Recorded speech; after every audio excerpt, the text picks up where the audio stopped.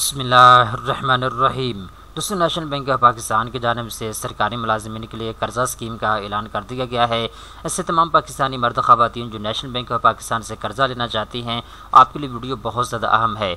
इस वीडियो के अंदर मैं आपको बताऊंगा ज़्यादा से ज़्यादा आपको कितना कर्जा मिल सकता है, आपने इसके ऊपर मार्कअप कितना पे करना है, माहाना किस्त आपकी कितनी बनेगी, ये सारी चीज़ें आपको स्टेप बाय स्टेप इस वीडियो के अंदर आपको बताई जाएंगी। नेशनल बैंक ऑफ पाकिस्तान की जानिब से ये फार्म दिया गया है जिसको आपने पुर करके जमा करवाना है। तो इस वीडियो के अंदर आपको इस फार्म को पुर करने का तरीकाकार भी बताया जाएगा। सबसे पहले नंबर पर दोस्तों हम रिक्वायरमेंट डिस्कस करते हैं। अगर आप नेशनल बैंक से कर्जा लेना चाहते हैं तो कुछ शर्तें हैं जिनको आपने पूरा करना है, अदरवाइज़ आपको कर्जा नहीं मिलेगा। अगर आप इन शर्तों को पूरा करेंगे तो आप इजीली कर्जा ले सकते हैं। नंबर 1 पे दोस्तों शर्त ये है, अगर आप नेशनल बैंक से कर्जा लेना चाहते हैं तो आपका अकाउंट होना ज़रूरी है नेशनल बैंक में। ठीक है, ये पहली शर्त है। कोई भी सरकारी मुलाजिमीन जो कर्जा लेना चाहता है नेशनल बैंक से तो आपका अकाउंट नेशनल बैंक में होना ज़रूरी है। दूसरी शर्त यह है कि अगर आपने कर्जा लेना है नेशनल बैंक से तो आपकी माहाना तनख्वाह नेशनल बैंक में आपके अकाउंट में आना ज़रूरी है। जो आपको हुकूमत पाकिस्तान सरकारी मुलाजिमीन को हर महीने तनख्वाह देती है, अगर आपकी माहाना तनख्वाह हर महीने नेशनल बैंक में आपके अकाउंट में आती है तो आप कर्जा इजीली ले सकते हैं। इसके बाद सूबाई गवर्नमेंट के जो लोग हैं वो भी कर्ज़े के लिए अप्लाई कर सकते हैं, और इसके साथ साथ फेडरल गवर्नमेंट के जो एम्प्लॉई हैं वो भी कर्जा अप्लाई कर सकते हैं।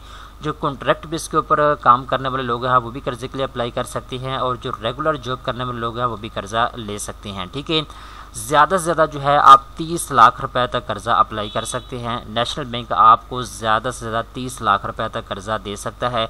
आप अपनी ज़ाती ज़रूरियात को पूरा करने के लिए कर्जा ले सकते हैं। ठीक है, आगे आपके ऊपर डिपेंड करता है, आप 5 लाख कर्जा लें, 10 लाख, 15 लाख, 25 लाख, जितना चाहें आप कर्जा अप्लाई कर सकते हैं। ठीक है, और जो कॉन्ट्रैक्ट बेस के ऊपर जॉब करते हैं लोग वो ज़्यादा से ज़्यादा 20 लाख रुपए तक कर्जा अप्लाई कर सकते हैं।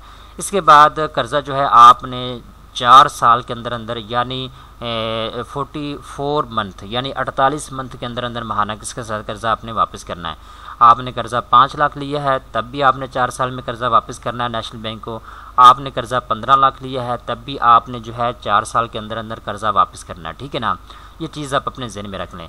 इसके बाद जो भी आदमी कर्जा लेना चाहते हैं आपकी ज़्यादा से ज़्यादा एज 59 ईयर तक होनी चाहिए। ठीक है, 59 साल तक आपकी एज होनी चाहिए। ठीक है, और जो लोग कॉन्ट्रैक्ट बेस के ऊपर कहीं जॉब कर रहे हैं आपकी ज़्यादा से ज़्यादा एज जो है 55 ईयर तक होनी चाहिए। ठीक है, अब दोस्तों कुछ अहम चीज़ें हैं जो आपने नोट कर लेनी है। ठीक है, अब यहाँ पे आप एक चीज़ आप अपने ज़हन में रखिएगा, अगर आप नेशनल बैंक से कर्जा लेना चाहते हैं अपनी सैलरी के एवज़ तो आपको 26.5% तक जो है सालाना बेस पे मार्कअप पे करना होगा। ठीक है, अगर आप गवर्नमेंट के मुलाजमत करते हैं और आप रेगुलर जॉब करते हैं, परमानेंट जॉब करते हैं तो आपको 30 लाख रुपए तक कर्जा मिल सकता है।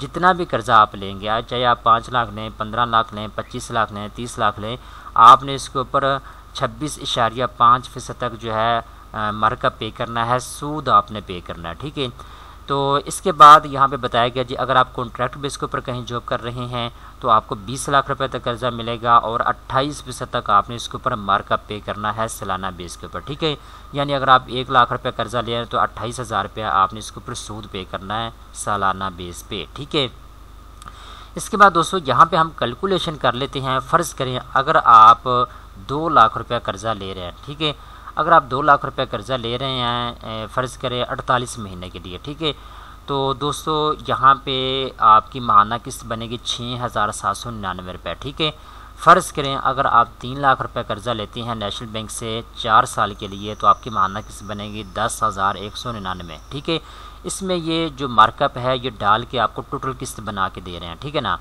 इसके बाद यहाँ पे जी अगर आप 4 लाख रुपए कर्जा लेते हैं तो फिर आपकी माहाना किस्त बनेगी 13,599। अगर आप 5 लाख रुपए कर्जा लेंगे तो फिर आपकी माहाना किस्त बनेगी 16,999। अगर आप 6 लाख रुपए कर्जा लेंगे तो फिर आपकी माहाना किस्त बनेगी 20,399। और अगर आप 7 लाख रुपए कर्जा लेंगे तो फिर आपकी माहाना किस्त बनेगी 23,799। अगर आप 8 लाख रुपए कर्जा लेंगे तो फिर आपकी माहाना किस्त बनेगी 27,199। अगर आप 9 लाख रुपए कर्जा लेंगे तो फिर आपकी माहाना किस्त बनेगी 30,599।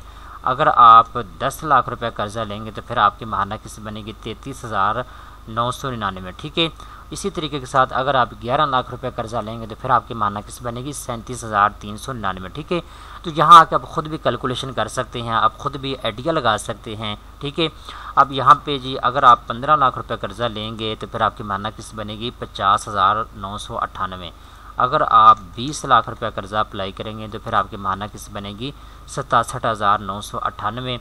और यहाँ पे जी अगर आप 25 लाख रुपए कर्जा लेंगे तो फिर आपकी माहाना किस्त बनेगी 84,998। ठीक है, और अगर आप 30 लाख रुपए तक कर्जा अप्लाई करेंगे तो फिर आपकी माहाना किस्त बनेगी 1,01,997। ठीक है, तो ये मैंने आपको एक रैंडमली बता दिया है कि आपकी मंथली इंस्टॉलमेंट कितनी बनेगी। ठीक है, ये जो मैंने इंस्टॉलमेंट आपको बताई है इसमें मार्कअप शामिल करके इन्होंने बताया, और जो परमानेंट जॉब करते हैं उनके लिए क्योंकि मार्कअप 26.5% तक है तो ये मार्कअप डालने के बाद यहाँ पे नीचे इन्होंने किस्त बना के दी है।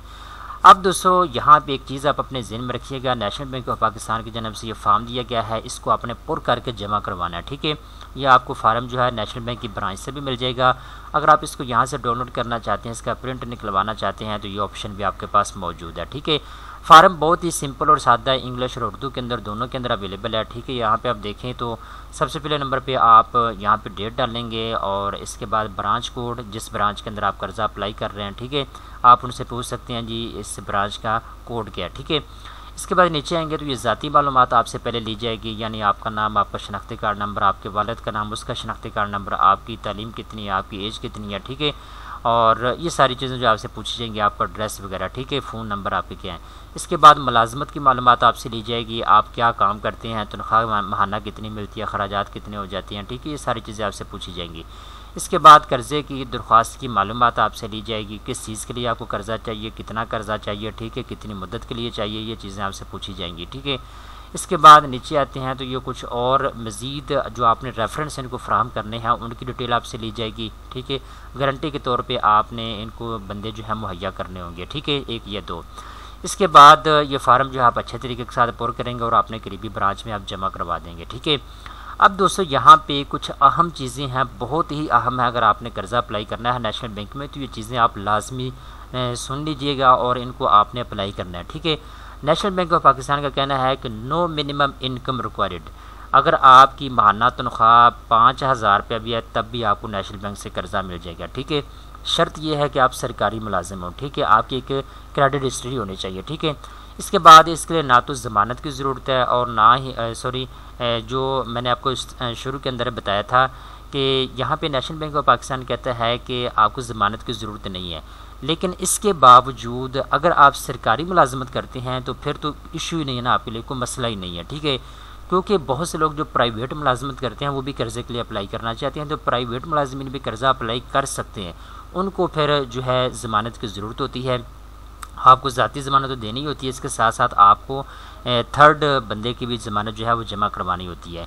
ठीक है, तो मिनिमम इनकम की कोई शर्त नहीं है, ये चीज़ आप अपने जहन में रखिएगा। इसके बाद यहाँ पे अप्लाई ऑनलाइन का ऑप्शन इन्होंने दिया हुआ है, लेकिन ये फार्म ओपन नहीं हो रहा। मैंने 2 दिन पहले चेक किया था तो ये ओपन हो रहा था। तो ये कभी अवेलेबल होता है, कभी अनअवेलेबल होता है। तो अगर आप अप्लाई करना चाहते हैं तो फ़िलहाल आपके पास ऑप्शन ये है कि आप ये फार्म पुर करके जमा करवा सकते हैं।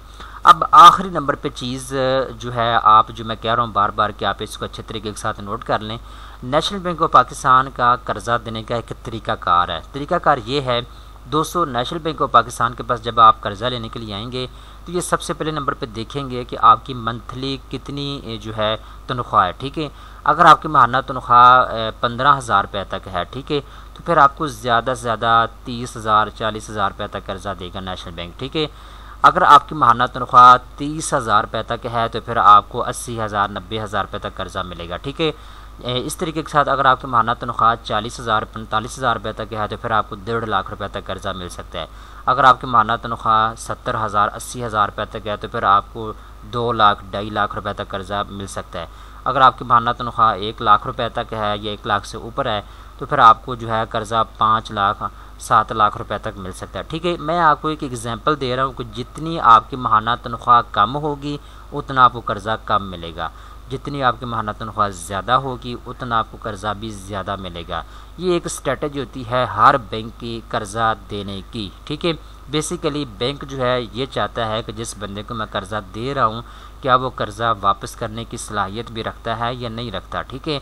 तो वो जो एक बात है ना, बहुत से लोग जो अच्छे लोग हैं, पढ़े लिखे लोग हैं, वो एक बात करते हैं कि बैंक हमेशा कर्ज़ा उसको देते हैं जिसको कर्ज़े की ज़रूरत नहीं है, ठीक है ना। बैंक हमेशा उस बंदे को कर्ज़ा देते हैं जिसको कर्ज़े की ज़रूरत नहीं है। ये मतलब क्या है भाई, इसका मतलब ये है कि जिसको कर्ज़े की ज़रूरत होती है ना, आता तो वही है बैंक के पास है, लेकिन बैंक ये देखता है कि इस बंदे के पास कैपेसिटी है कर्ज़ा वापस करने की। अगर नहीं है तो बैंक उसको कर्ज़ा कभी भी नहीं देगा, हालांकि उस बंदे को ज़रूरत है कर्ज़े की, लेकिन बैंक उसको कर्ज़ा इसलिए नहीं देगा क्योंकि उसकी माहाना आमदन कम है, क्योंकि उसके पास वसाइल ही नहीं है, क्योंकि वो कर्ज़ा वापस ही नहीं कर सकता। तो बैंक कर्ज़ा उस बंदे को देगा जो वापस करने की सलाहियत रखता है, ठीक है। चाहे उसको कर्ज़ा चाहिए चाहे कर्ज़ा ना चाहिए, अगर आप बैंक में आ गए हैं कर्ज़ा अप्लाई करने के लिए तो आपको कर्ज़ा मिलेगा, क्योंकि आप कर्ज़ा वापस करने की सलाहियत रखते हैं।